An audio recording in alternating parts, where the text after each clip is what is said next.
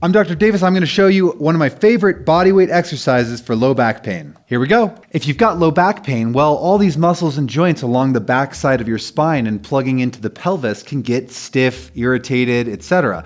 So it's really important to strengthen this area. Now, unfortunately, another part of having low back pain is that it kind of sucks to bend over sometimes. A lot of people with low back pain have a hard time bending over. Well, okay, but that means when it comes to rehabbing low back pain and injury, it is incredibly important to get people back to basic functionality, i.e. bending over and picking stuff up, because if you're a human being and you can't bend over and pick stuff up, you're gonna have a bad time. So successful rehab means getting you back to basic functionality quickly, which means we gotta get you to bend over and pick stuff up, but we need to do it in a way that doesn't piss off your back. So one of my favorite exercises is a variation of a hip hinge. Well, a hip hinge is having a totally neutral spine and using your hip joints as a bending point to hinge over and pick stuff up. This way your spine doesn't have to round. You keep a nice straight spine.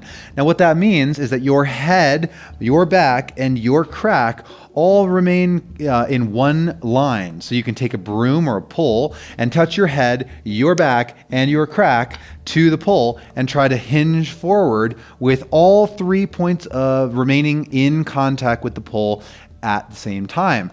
Do not take your head off, do not lift the pole away from your tailbone, and do not arch your spine. But the exercise I want you to do is with wide feet. So here it is. We do the same thing. We take the pole and we have that head back crack connection, but we take our feet nice and wide. We put a slight bend in our knees, just a slight little bend, and then we do the same thing. We stick our booty back until we feel a stretch in the inner thighs and the hamstrings, and then we come back up. Now, this could be performed with repetitions where you slowly lower down and then come back up, and you do that maybe 10 times in a row.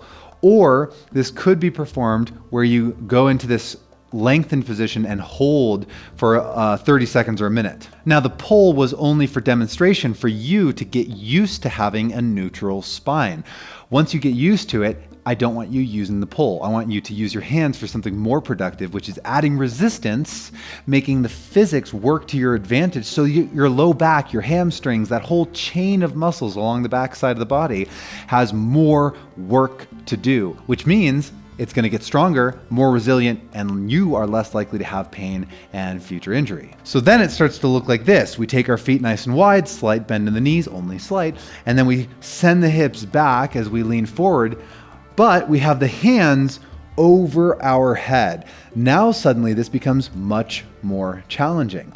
We can still perform either repetitions where we lower slowly down, get a little stretch, and then come back up, or we can hold it in the same spot for a certain amount of time. I'm going to show you this from the side angle. Again, my hands reach up, my hips go back, I'm nice and long, and I can either hold here or perform repetitions. I want to give credit for this idea to Foundations Training. So this would be sort of their wide-legged founder position.